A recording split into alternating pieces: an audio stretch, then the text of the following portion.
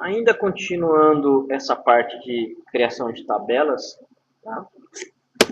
Vamos lá.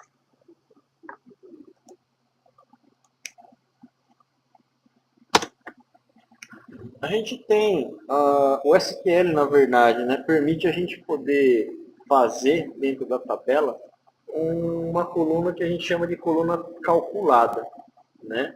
A coluna calculada em si, ela é uma coluna que realmente a gente pode fazer uma conta aritmética na própria tabela, né? Então, quando a gente, por exemplo, quer que um subtotal ou um total esteja na nossa linha e a gente não dependa da aplicação para fazer isso daí, a coluna calculada ela pode ser utilizada, tá? Existe na coluna calculada ainda o termo persisted. O persisted é quando ela faz o cálculo e guarda esse valor na coluna, tá? Qual é a grande sacada? É que ele é bem rápido. Na hora de você fazer o select e tem essa coluna, ele não precisa recalcular novamente. Então, dependendo da complexidade, né, da minha coluna calculada, é preferível que a gente faça e guarde o valor. Qual que é o problema? Você, na verdade, está tendo uma redundância de dado e está guardando o quê? Mais bytes em disco, né? Então, tem que tomar um pouco de cuidado e avaliar se vale a pena ou não. Qual que é a grande vantagem? Processamento. Automaticamente, se você der um update nesse campo, em algum dos campos da coluna calculada, ele vai recalcular novamente depois na hora que você fazer o select. Tá? Então, tem esse cuidado aí que o SQL tem. Tá? A gente tem um exemplo aqui, ó, fazendo contas, coluna calculada dentro aí do SQL. Então, ó, mais uma vez aqui, né, ó, ele vai dar erro aqui porque a gente já tem esse esquema, tá? Ó. Então, eu vou dar o Adventure Works 2017, ó, só que ele já existe, correto? Beleza, eu vou passar para frente então. Vamos criar uma tabela chamada campos calculados. O que tem de diferente nessa tabela é isso daqui, ó. Opa. O total geral, quantidade, ó a quantidade aqui, ó, vezes valor, ó o valor aqui, menos desconto, mais imposto, mais frete. Isso daqui é o meu total geral, ó. Então, esse cara é um conjunto de cálculos que ele está fazendo para essa própria tabela aqui, dele mesmo. Firmeza. Então, ó, executamos. Criou. Fazendo isso daqui, ó, insert into, correto? Ó. Beleza, ele inseriu vários valores aqui para mim. Agora, quando eu dou um select nos meus campos calculados, tendo todos os campos, olha aqui, ó, ele já faz o cálculo para mim. E isso eu não dependo do que? Da aplicação. Na hora de você dar o select, já era, vai estar calculado lá para você pegar e utilizar. Tá? Ajuda bastante. Para quem tem esse tipo de dado, né, ajuda porque na aplicação você não precisa fazer conta nenhuma.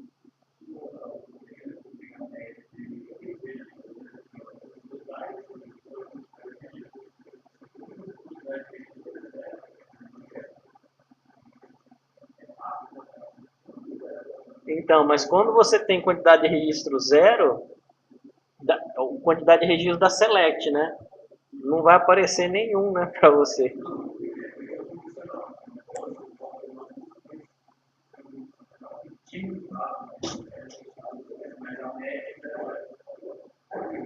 Você tem que fazer um snu lá dentro, cara, para ele pegar, se for zero, pelo menos colocar como um valor. Senão não tem jeito, senão ele vai pegar e vai dar erro mesmo. Qualquer programa, se você não tratar o erro de divisão por zero, ele vai estourar, não tem jeito.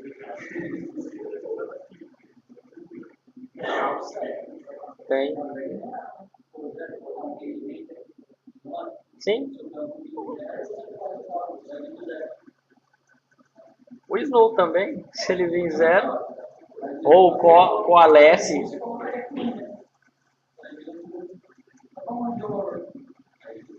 Então, mas no caso dele, cara, é assim, vamos supor que não tenha nenhum registro.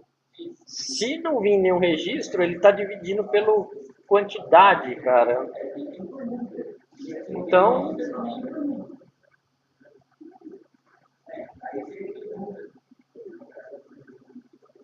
tá? Você teria que fazer. No banco dá para fazer pelo Transact, mas tem que tratar. Senão realmente vai dar pau, aí não tem que fazer. Mas nesse caso aqui dos campos calculados, você não, geralmente não faz essa parte aqui, né? De, por exemplo, fazer a média, isso daí é com o select que você vai fazer lá com o agrupamento, aí não tem jeito. Aqui é quando você quer utilizar os próprios campos na linha, tá? São coisas mais simples que você pode pegar e tentar fazer isso daí. Vamos supor que às vezes você queira fazer a parte de cálculo do saldo do seu cartão de crédito. Cara, não é nessa tabela que você vai fazer. Você vai ter que fazer numa tabela à parte e provavelmente uma procedure, uma função para poder fazer esse saldo aparecer em algum lugar, cara. Aí você vai ter que tratar dessa forma. Tá? Beleza. Por mais que eu tenha esse valor aqui, pessoal, que ele me dá na select, isso daqui é feito em um tempo de execução. A hora que ele está fazendo a select é a hora que ele está calculando. Tá? Supondo, obviamente, toda vez que, então, que você faz uma select, é o processamento da select que já vai ocupar o processador, mais da coluna calculada. Firmeza? Agora aqui, ó, existe a possibilidade de eu colocar um persisted aqui, ó. Tá? Esse persisted, no momento que eu estou fazendo a select, ele vai lá e vai persistir nesse campo. Ou seja, aí o dado do cálculo vai estar no campo mesmo. Correto? Fiz uma alteração, dei um update em qualquer uma delas aqui, automaticamente ele recalcula para você se tiver em persisted. Correto? Se não tiver o persist, ele calcula na hora do select. Só no select. Ele não guarda nada. Se não tiver o persist, ele recalcula toda vez que você fizer o select. Não. Exatamente. Ele não fica... Ele vai recalcular. Exatamente. E vai persistir. Sim, é menor. É menor, porque se você tiver, por exemplo, trazendo 100 linhas e você alterou uma, é só esse cara que ele vai recalcular. E vai te trazer o resultado que tiver lá dentro já do campo persisted. Todas as 100 linhas, exatamente. Só que você gasta disco, né? Então, mas processamento é mais caro do que disco. Então, ainda eu acho que compensaria colocar. Hoje, sim. Hoje. Né? Então, beleza. Daria para a gente ter esses dois casos aí. Com ou sem. Tá? Então, esse caso aqui é para colunas mais simples. Né? Mais simples aí. Beleza. Existe aqui o que a gente chama do que também, pessoal? Chave primária. Vocês já sabem o que é chave primária, a gente já comentou desde lá do semestre passado. É o campo que faz a identificação de cada uma das tuplas que a gente tem. Firmeza, né? Sendo que ela não pode ser nula, ou not null. Só pode haver uma constraint de chave primária por tabela. Quando uma chave primária é criada, você também especifica se ela é clustered ou não clustered. Agrupadas ou não agrupadas. Uma chave clustered no SQL Server armazena a tabela em ordem da classificação de acordo com a chave primária. Atenção, a chave primária clustered é a melhor chave. A chave clustered é a melhor chave para a gente consultar no SQL. Tá? É a chave que está mais próxima do registro possível físico. Tá? A chave primária ela tem ótimas características para ser a chave cluster. Porém, não é obrigatório. Tá? Por quê? Porque a chave primária é única, ela é não nula, correto? Então isso daí faz com que o SQL tente já tentar aproveitar, sendo a chave primária, como cluster, mas ela não é obrigatória ser isso. A opção padrão de chave primária é clustered. Quando uma chave primária clustered é criada em uma tabela, é compactada, a opção de compactação é aplicada na chave primária, quando a tabela é reconstruída. Então, sendo ela a própria chave clustered, beleza, ela vai ter todos os tratamentos aí certinho, né, para que o SQL Server consiga, na verdade, fazer toda a implementação. Mas a gente pode deixar outra chave como sendo a cluster. Bom, nesse caso aqui, ó, nós temos, né, Adventure Work sendo utilizado. Vamos lá voltar aqui novamente. Chaves primárias. Tá? Não vou rodar esse comando de novo porque ele já está criado, mas eu vou rodar esse daqui, ó. Meus funcionários aqui. Beleza. Nós temos um ID aqui, ó, int not new primary key. Legal. Só dando uma olhada por curiosidade aqui no Object Inspector, vou dar um refresh aqui. Dentro das minhas tabelas, dentro do teste, a gente acabou de criar o funcionário, correto? Create table, teste funcionário. Legal. Existe um cara aqui que se chama keys. O keys é justamente quem? As minhas chaves. Eu falei que esse ID é a minha chave primária, não é?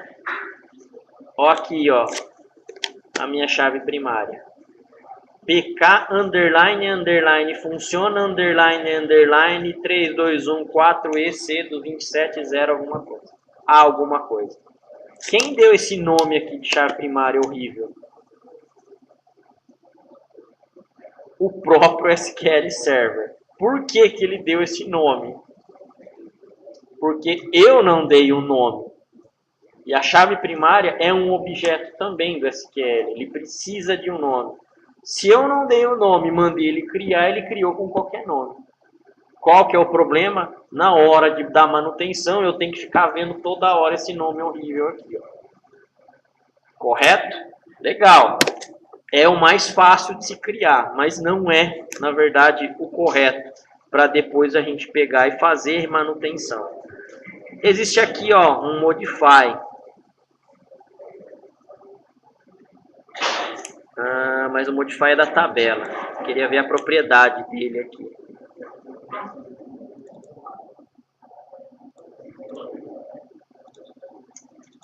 Tá no index. Ó, é no index, desculpa. Por padrão, a hora que a gente cria a chave primária, ó, não tem o mesmo nome da minha primária aqui. Ela é o que, ó? Clustered. É a melhor opção de consulta da minha tabela. É esse cara aqui, ó. O SQL Server, então, ele pegou e automaticamente já fez isso. Por quê? Porque eu não setei nada para ele. Correto? Beleza. Então, eu tenho essa chave primária com ela sendo um cluster ele aqui, ó, o índice dela. Tá. Vamos lá, então. Vamos criar aqui agora um outro exemplo de criação de chave primária, tá? Só que a gente vai nomear agora. Agora eu estou dando um nome para minha chave primária. Como, por exemplo, aqui um teste clientes. O que que eu tenho de diferente? Na anterior, eu coloquei o primary key aqui, não é? Ó, logo depois do meu campo. Ó, aqui no anterior, ó. O primary key aqui, ó. Legal, ele criou. Só que o ideal é a gente pegar e conseguir dar um nome para ele, ó. PK underline clientes. PK de primary key.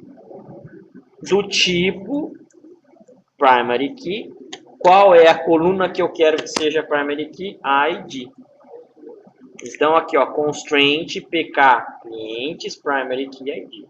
Firmeza. Agora aqui, ó, criando a tabela. Eu acho que a gente já criou, né? Não. Vou dar ali um refresh na tabela. Vou só dar na tables aqui.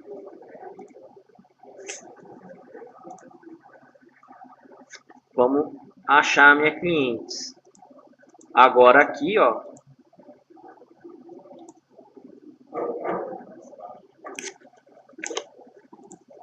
Quem é minha chave primária? PK_clientes.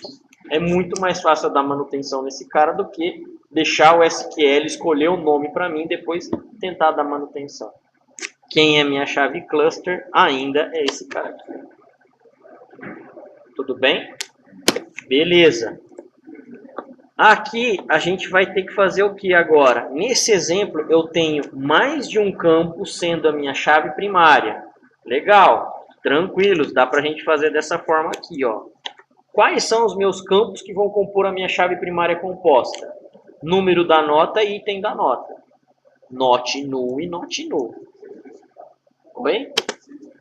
Sim. Acho eu que o SQL precisa, cara. É, mas é uma propriedade, né?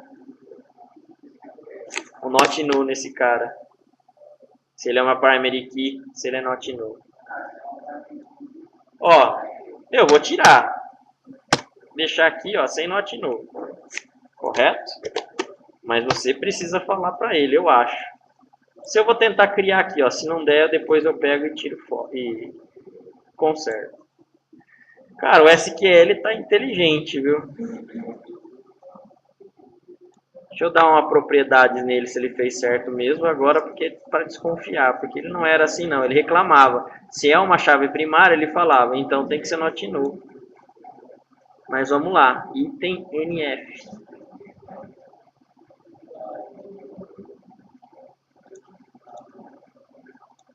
Quais são as minhas colunas? Ele já está fazendo isso daqui, ó. Se ele já está sendo uma chave primária, ele está colocando já como not null. Beleza, não sabia dessa não. Até o 2012 ele não estava fazendo isso não. Legal. Aqui, mais uma vez, ó, eu estou especificando o nome da minha chave primária e agora a minha chave primária ela tem os dois itens aqui para mim. Então é desse jeito que a gente começa a trabalhar com chaves primárias compostas. Eu não posso colocar aqui primary key e primary key, senão ele vai fazer o quê? Interpretar que eu estou tentando fazer uma chave primária com dois campos diferentes. Aliás, duas chaves primárias com dois campos diferentes. A chave primária é uma única por tabela. Correto? Esse cara aqui, ó, é quando eu já tenho, por exemplo, uma chave primária. Quando eu já tenho uma tabela sem chave primária. Tá? Ó, então a gente criou aqui uma teste aluno. Nesse caso, a gente está fazendo o quê? Ó, uma alteração na tabela. Então, alter table teste alunos. Uma alteração na coluna, alter column. Qual coluna? RA shard 7. RA shard 7. E nesse caso aqui eu estou alterando ele para not null. Tá? Então, aqui fizemos a alteração para depois aqui transformar ela o quê? Em primary key. Ó. Alter table teste aluno. Add constraint, adicionando uma constraint, PK aluno, primary key de RA. Mais uma vez, como o SQL já está tratando, eu não precisaria desse cara para transformar ela em chave primária. Correto? Se já tivesse registros inseridos e com esse cara nulo aqui, você teria que consertar todos os valores para não nulo para depois transformar para chave primária. Senão aí ele iria dar erro.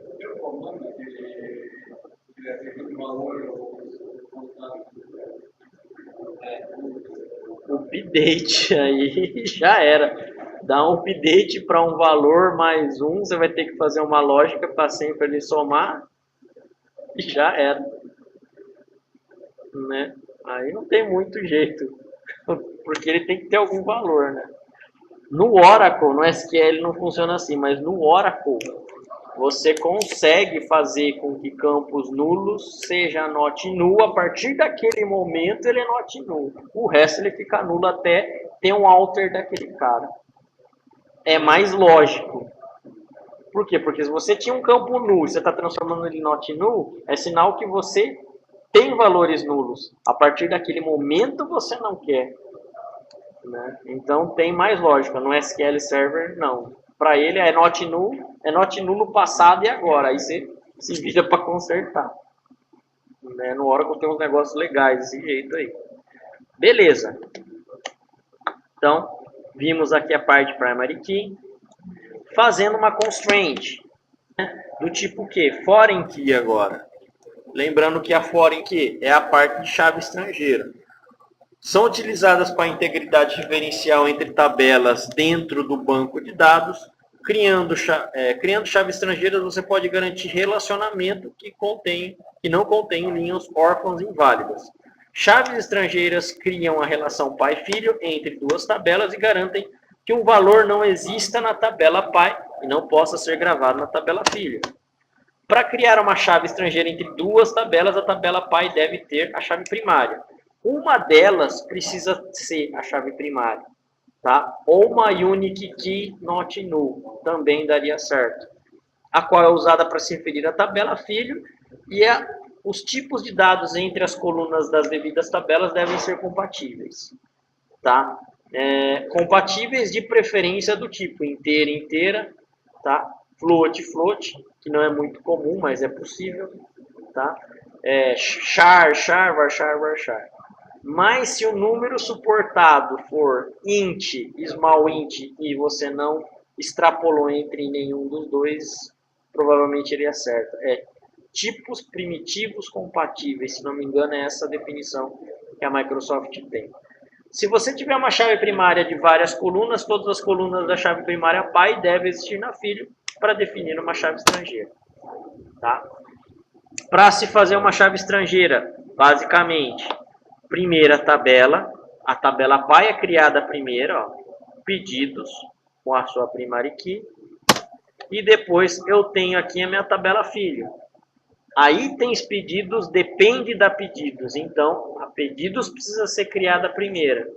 Vou ter aqui mais uma vez os campos dela, depois constraint pk itens pedidos, primary key.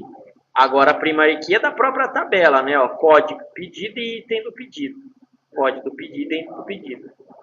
Constraint FK itens pedidos, código pedido. Isso daqui é o nome da minha constraint. Poderia colocar FK itens 1, por exemplo. Foreign key, código do pedido. Referências, qual é a tabela que ele vai lá e consultar. Teste.pedidos de código pedido. Esse cara aqui, ó, referências, é que precisa ser a chave primária. Correto? Que é a referência da sua tabela que ele tem que consultar.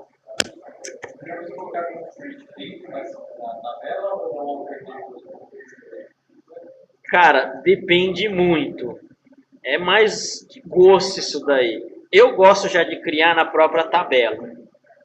Mas o seu código fica mais flexível fazendo um alter. Você precisa, na verdade, fazer a leitura de duas coisas para você entender, às vezes, a estrutura da tabela. Fazendo desse jeito, você lê um único código, um único bloco, e você já sabe quem são as chaves primárias e as chaves estrangeiras. Só que para dar manutenção, o alter é melhor, cara. Tá? Então aí é de gosto, não tem certo e não tem errado. Tá? Se eu quero fazer um drop da minha tabela, drop table, primeiro eu dropo a minha filha para depois dropar a tabela pai. Tá? Então, a ordem de construção tem que ser inversa da ordem de deleção. Certo? Os pais têm que serem por últimos aí. Tudo bem aí, pessoal? Anterior, beleza?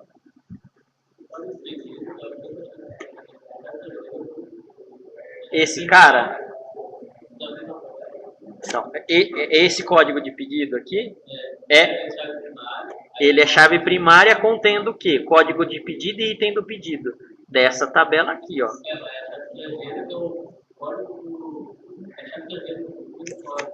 A chave estrangeira, ó, isso daqui é um nome, poderia ser qualquer um.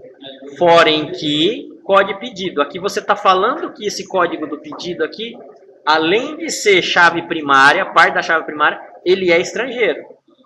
Referências. Qual que é a referência? A tabela pedidos, campo código pedido. Ele não precisa ter o mesmo nome aqui, ó. Código pedido aqui poderia ser code ID, por exemplo. Por isso que você tem que citar ele 2 vezes, tá? Mas o tipo tem que ser igual. Se é inteiro em um, inteiro no outro. Se é char em um, char no outro. Beleza? Legal.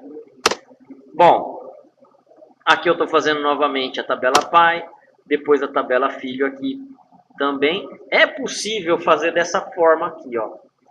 Eu tenho o código pedido, o item pedido, tá? Fora que código pedido, referências, teste pedido, ponto código pedido. Daria para fazer dessa forma aqui no meio. Eu não gosto muito, porque você começa a misturar também. Eu gosto de fazer tudo, todas as regras por tabela e não por linha. Tá? Mas o SQL permite vocês fazerem dessa forma, mesma coisa. Tá? E aqui tem aquele agravante. Eu não estou dando um nome para minha foreign key, ó. Ele vai criar o SQL com o nome que ele quiser lá e aí eu tenho que se virar depois para dar manutenção. Tá? Depois a terceira opção é o quê? Né? Primeiro criamos o pedido, beleza, até aí é tranquilo. E depois a gente tem o quê? Ó? A criação da tabela sem a relação. Criamos a tabela aqui somente com o quê? Com a primary key. Para depois a gente dar um alter. Alter table, test, itens pedidos, add foreign key, código pedido. Referência, teste pedido de código pedido. Tá? Aí é o gosto, pessoal. Não tem muito o que vocês pegarem e fazer, se é certo ou errado. Tá? Eu gosto de criar tudo numa só, mas esse cara aqui fica mais flexível realmente quando a gente dá o alto. Tranquilos aí?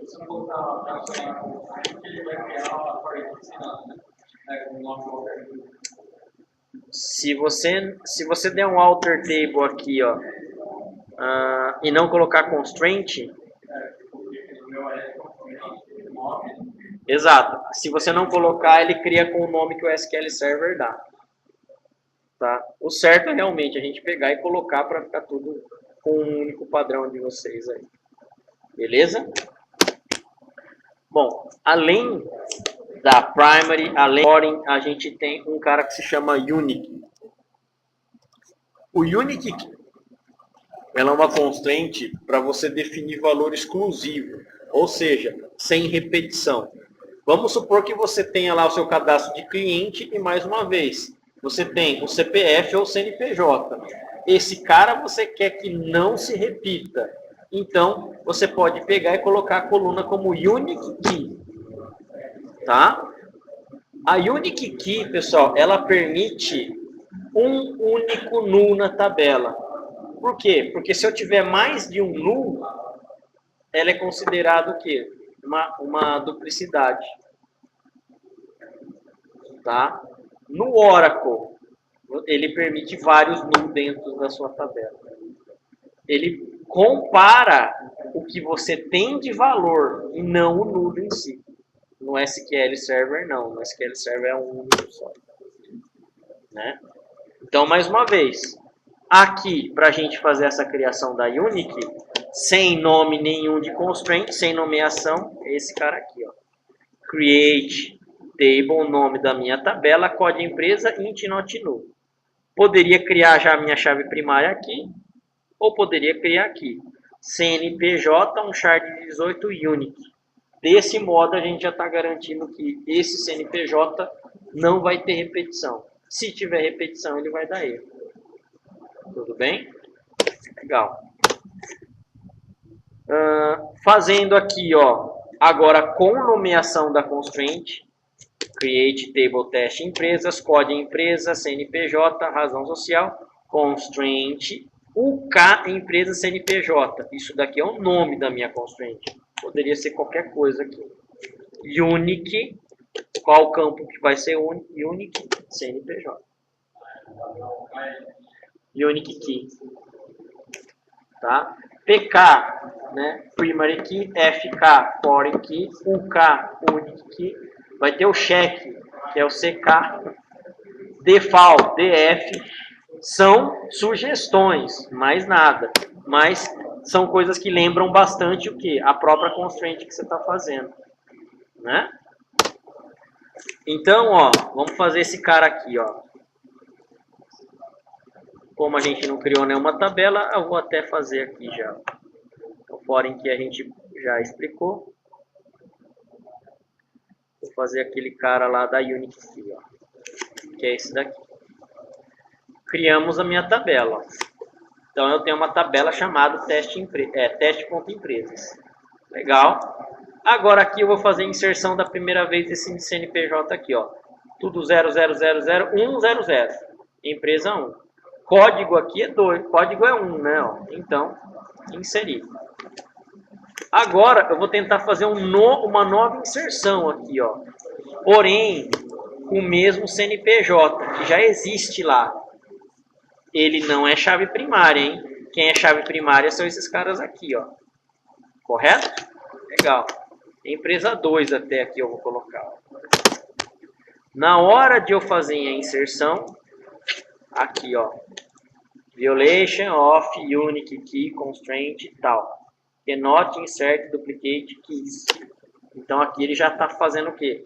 Consistindo para mim que eu não posso fazer a inserção enquanto eu não trocar o CNPJ para outro número aí. Correto? Se vocês tivessem que implementar uma função dentro lá do .NET ou do Java, como seria a lógica disso daí? De não inserir dados repetidos de CNPJ na tabela de clientes lá, por exemplo. E buscar o CNPJ da pessoa, fazer um select, buscar e vai se retornar. Se retornar, é sinal que já existe, você não pode inserir. Se não retornar, aí você deixa passar e dá um insert. Por exemplo, aí daria um erro, voltaria esse código aí. Exatamente. Você, na verdade, lá no seu .NET, você colocaria lá o cat, né? Um try catch, e depois você colocaria a variável lá, ERR, se não me engano, o error, qual que é a do .NET, para ele mostrar esse cara aqui. Se você não ocultar o erro, ele vai mostrar exatamente isso daí. Tá? O SQL, ele tem, se não me engano, ele tem os códigos lá de erro. Aqui ele vai mostrar essa mensagem aqui, ó. Aí você pode tratar, se você tiver uma tabela que fala, ó, se a mensagem de erro for esse cara, 26, 27, mostra essa mensagem em português para o usuário. Você consegue fazer uns negócios desse gênero aí. Tudo bem que você não vai conseguir tratar todos os erros do SQL, é impossível, mas uma boa parte deles você já consegue fazer por aqui. Tá? Então, é dessa forma que a gente trata aí. Default, pessoal. O default é o seguinte, quando a gente não faz a inserção de um dado, né, a gente quer deixar com que um dado seja inserido automaticamente por default, não passando, a gente vai ter esse tipo de constraint aqui. Supondo que 90% dos seus clientes seja do estado de São Paulo. Então você pode deixar o estado como SP como default. O default, se você não passar nada, ele automaticamente preenche para você. Tá? Então, o campo seria isso daqui, ó. O F, shard 2, constraint, def underline o F é o meu nome da minha constraint, default SP. Na hora de fazer o insert, como que é legal? Se eu colocar ao F, ele vai obedecer o que eu colocar, nesse caso aqui. Se eu não colocar o F, ele vai inserir como SP. Exatamente. Se o cara não inserir nenhum valor, meu, vai lá, insere um valor default. É bom para ter um valor nulo. Não ter um valor nulo. Beleza aí? Existe um cara chamado check constraint. O check constraint, ele avalia nível coluna, tá? E não pode se referenciar outras tabelas, é somente na própria tabela. Vamos supor que eu queira algumas checagens aí simples, como maior, menor, enfim, igual, diferente. Eu conseguiria fazer, por exemplo, algumas coisas como isso daqui, ó. Nesse caso, o meu tipo de movimentação só pode ser do tipo E ou S, ó. Então, nesse campo, ele só aceita E e S e acabou. Tá? E tem que ser maiúsculo nesse caso aí. Se eu não colocar, ele não vai aceitar, vai dar um erro e ele não faz a inserção na minha tabela. Eu posso colocar, por exemplo, esse tipo de constraint também um pouco mais avantajada. Aqui ainda não, né? O estoque mínimo ele precisa ser maior do que 0. Então, se o meu campo estiver inteiro, 1, 2, 3. Nesse caso aqui, ó, eu tenho o meu valor de produto. O meu valor de produto ele tem que ser maior do que 0 e o valor de produto tem que ser menor do que 10 mil. Ó. São algumas checagens que eu tenho na minha tabela, então, antes dele fazer a inserção. Tá? E aqui, ó, como eu tenho dois valores de campo sendo comparados, o meu valor de estoque máximo tem que ser menor ou igual ao valor do estoque mínimo mais 50.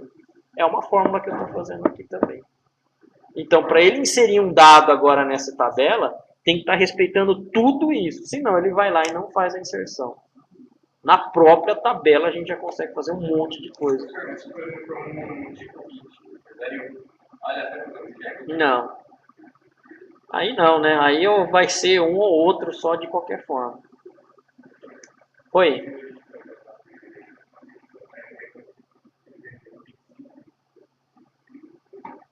Você consegue fazer um like ou not like aqui.